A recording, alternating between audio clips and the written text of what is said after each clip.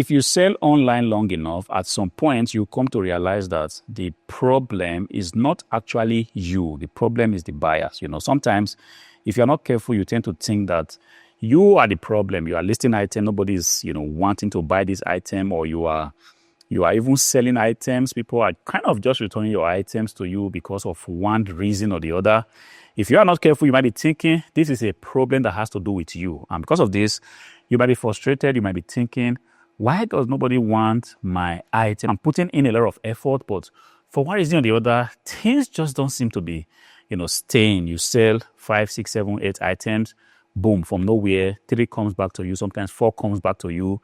You even list item. Nobody is even desiring this item. And the most annoying thing is that sometimes you list item, you see people looking at this item, you've even crashed your price just to be sure that you make a sale. For one reason or the other, you're not just making a sale. Look, this entirely is not a problem that has to do with you. It's actually not your problem, you see. If you've done all the things that you have to do, you've dotted all the, dots, you've crossed all the T's, and it's still not working, it might have everything to do with the buyers. These have got nothing to do with the platform. You sell on eBay, on Facebook Marketplace, on Amazon. It doesn't matter the platform. At the end of the day, it has got everything to do with the buyers. If you have a shop that for one reason or the other, just fake people come to buy your stuff, irresponsible buyers, they come, they want to quickly click on the buy it now button without actually reading the item description.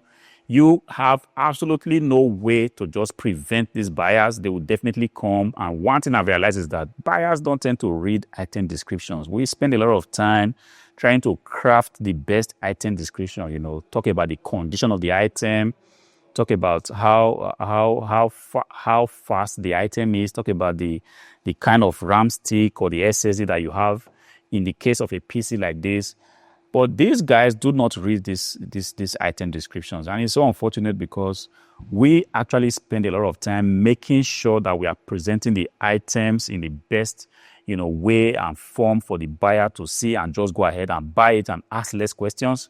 But what I have found out is that these guys, they do not read the descriptions. They see the title, they go ahead. I do not know why somebody wants to make a major, purchase, like a computer, for example, and the person from nowhere is just then being in a kind of a hurry as not to be able to, to read the item description, which is a major thing that is necessary to actually make a purchase. This is, kind of crazy when you come to think of it. You set up an offer like this. Somebody just reads the title. He sees that, oh, it's a nice PC. The person goes ahead and buys it, and the item gets processed because the thing that happens behind the scenes is that if somebody clicks on the buy it now button, an item is bought, eBay collects the money, and we are required, to send out the items, as soon as possible. And this is what we are committed to doing. We are doing this day in, day out, month in, month out, year in, year out. And sometimes the buyers just have a way of making these things, difficult for us. And I've come to the conclusion that, look, at the end of the day, the fault is basically not, from the sellers. Given there are some sellers that do not do their due diligence, I'm talking about those sellers that have really taken pains to make sure that whatever item they are sending out is in the best conditions. They've taken pains to make sure that the offer is well set up to the point that anybody that sees the offer will get every information that you possibly need. You see, this PC right here was actually sold before. It's not the fault of this PC. It's just the fault of the buyer. This was a buyer that didn't tend to read the item description, didn't do his due diligence. And I kind of got the hint from the get-go that as soon as this PC was sent out, it was one story or the other. This PC got delivered. The buyer did reach out to me and said the PC didn't come with the right SSD that he ordered, And this was already a little kind of a red light for me because I know that when a PC gets delivered and the buyer already begins to complain of things that can be checked, already understand that, look, this is somebody that might come around to make stories. The buyer wrote and said the PC didn't have the 1 terabyte of SSD that he had actually, ordered. I wrote back and said, yes, this PC did have this SSD. I personally installed it myself. And the beautiful thing is that this PC itself was actually a better PC. The buyer had bought a Core i5 processor PC, and I felt like, sending a PC that has a Core i7 processor, like you can see right here, was going to be something that will interest the buyer. Guys, that wasn't enough, because this PC already from the buyer side has been marked to be sent back. There was nothing I was going to do. It doesn't matter if the computer was going to be in the best of condition. It doesn't matter if I had sent it out, the next day and the buyer had received this PC order 2 days later. It didn't matter if I had made the best descriptions, if I had made the best pictures. From the buyer side, this PC has already been marked to be shipped back. Even if the PC was supposed to be the best PC, the best processor, the best RAM, it didn't matter, because the buyer already had a bias towards this PC, which is, I do not like it, I'm going to send it back. I do not care, what efforts the seller has put in, I'm going to send it back. Long story short, this buyer did keep this PC for about a week. From nowhere, the moment I thought everything was already like quiet and settled, transaction was sealed, fund has been diverted somewhere else in doing other transactions, this guy reached out to me and said he wanted to return a PC. And I was kind of, why would somebody want to return a Core i7 PC, a mini PC like this, very decent condition with very good configuration? Why would somebody want to return a PC like this from just nowhere? And this PC was actually very cheap when you compare it to the price that the competition was actually selling, because I did get it for cheap, and I felt like it was a good thing to pass this good price to whoever was going to buy these PCs. This guy reached out to me. There was nothing I could do to stop it. He wanted to return the PC. And what was the reason that was given in this case? He simply said he didn't like the PC. And I'm just wondering, if you're talking about mini PCs, it's one of the best PCs right now in the market. It's a Lenovo ThinkCentre M710. Of course, it's not the highest, but if you are going for something like this, and it has a Core i7 processor, when you compare it to what you have out there in the market, this is one of the industry standard. I was just like, what? You do not like this PC? What kind of PC do you actually like? Talking about speed, this PC has got it. Talking about being very compact, this PC also had it. I was just wondering, why is it that the buyers sometimes, they are just like this? This has got nothing to do with me as a seller, has got nothing to do with the platform. It's just that sometimes when you have items going to the wrong hands, going to these people that will never do their due diligence, you are just going to be passing through this kind of, hassles. You send something, then the items want to come back to you. Sometimes we send that PCs because the buyer in this case doesn't have the right technical know-how to put on the PC. Yes, you might be thinking, how is it still possible that in 2025 somebody do not know how to put on PCs? Guys, we see these things all the time. If you sell electronics, there are countless things that we see. You see somebody trying to switch on a PC, using a wrong cable, trying to connect a PC to a monitor using the wrong cable. And you just be wondering what happens to, people just trying to probe further and find out if what they are doing is actually correct. No, they don't want to find out. They buy it. It doesn't work at first try. The first thing they want to do is to reach out to you and want to, get back their money. They want to send back the item. They do not care. They don't have even, time to even sit back.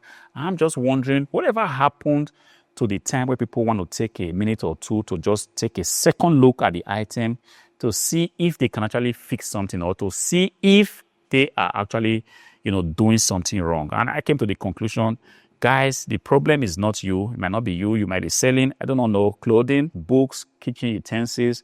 And you might be wondering, is it that I am doing something wrong? Why is it that people buy my items and next thing I get is I get a return request from nowhere, even though you have done your best to make sure that the item is well set up, the item is well packed, the item is fresh, it's looking clean, the item is not defective in any way. You've done your best to make sure that that is the case. And from nowhere, you get a return request. And the most annoying thing is that sometimes this return request doesn't really tell you anything. Somebody just tells you, I changed my mind, or, I don't like the item, kind of very frustrating. But then this is not your problem, and it's the reality of the times that we live in. The people sometimes that buy these items, they have their personal problems. They have a lot of things going on in their life, and sometimes they want to project this thing on you, on your shop. They have a lot of frustrations, and because of that, there's just nothing you do that can actually please them. You see, they are angry about so many things.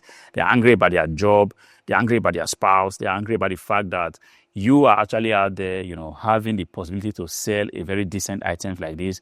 A lot of things might be responsible for why they are angry. And sometimes they want to put that anger on you. They want to put that frustration on you. And if you are not careful, you get that energy and you begin to question yourself. Perhaps you think you are doing something wrong. Guys, I'm going to tell you here today that the problem is not you, man. It's not you. It's absolutely got nothing to do with you. It's got a lot to do, with the buyers. And sometimes the buyers don't just make things easy for us. But the beautiful thing is that I wasn't kind of frustrated. I wasn't, feeling very bad about it. When the buyer reached out to me to want to return it, I just said to myself, you are returning an item that is actually very good, because I knew the item that was sent out and there was just no reason for somebody to want to complain for a mini PC like this. Of course, one doesn't make a mistake of buying a mini PC when you want to buy a laptop, right? If your intention to buy, a computer is to buy a laptop, sometimes you get that, locked down already. You do not buy a mini PC and then realize, no, I think I do want a laptop. So when this guy reached out and bought this PC, I understand that he wanted a mini PC, and this mini PC right here has checked all the dots when it comes to having a functional mini PC. Diverse ports that you can actually use, diverse USB ports behind, display ports behind, VGA possibilities. And above all that, the PC has a very decent processor, new SSD, new RAM sticks. I was just thinking there was absolutely no reason on earth for this buyer to return the PC. So I wasn't angry about that. I went ahead, listed the PC again. And good news is that this PC right here sold, hoping that this PC right now is going to be sent out to a responsible buyer, a buyer that will receive it and say, thank you so much. I received the PC. PC is in very good condition. One thing I have to do, though, is that I have to actually go back and make sure I take a second look at this PC, test it, like really stress test this PC to be sure that it's not like this buyer discovered something that wasn't working right. But like I said, this is not a PC that I should actually have, any fear for, because these are PCs coming from responsible organizations. And I want to imagine that I'm going to test it. I'm not going to find anything. And hopefully this PC is going to be sent out to a responsible buyer this time around. Sold for €130. Funds have been collected by eBay. eBay is here to credit me, but I understand that in about a day or two, the money should be in my account, and hopefully this transaction will be peacefully completed. There will not be any issue of somebody reaching out to me to want to make a story. Hopefully this time around, everything would just be fine. So if you are out there right now, you are kind of not so sure what's going on, you are passing through this kind of phase in your business. Also, I think I also need to point it out, it's also a phase. You see, sometimes you have this phase and things just look so messed up. But if you are passing through this phase where you are beginning to question things, you are not so sure if the problem is actually coming from you. But if you take a second look, you see that you're actually putting in, you are putting in the right input. You are sending your items out on time. You are not making it difficult for, buyers to contact you when they have a problem. And when they have questions, you're actually replying to their questions, and your price is arbitrarily not so expensive. But then if you are putting in this input and you see that for one reason or the other, people are still just having problems with the item that you are selling, understand that this problem might not have anything to do with you. It might just have a lot to do with the buyers. And if that is the case, I want you to cheer up. I want you to, have a positive attitude to these things that come. Understand that, look, in business, you are going to be contacting a lot of people, people with different kind of problems, people that are tired of just seeing other people succeed, people that just want to look for problem where there is absolutely no problem. When you see these things, cheer up, guys. Keep doing the good things that you are doing. Definitely, just like this PC, at some point, you are going to meet, that right buyer, the buyer that appreciates the work that goes into, shipping an item first timely and ensuring that the item is well packed and presentable when the buyer receives the item. So do not let it deter you. Do not let it discourage you. Continue to do the work. And hopefully this week you will find transactions that will ultimately make you smile. I feel like putting this out. If you resonate with this, do me a favor. Go to the comment section. Leave me a comment. And if you are not subscribed to the channel, I want to make a humble plea. Make sure you are subscribed. Click on the like button. Until I see you in the next one. Peace.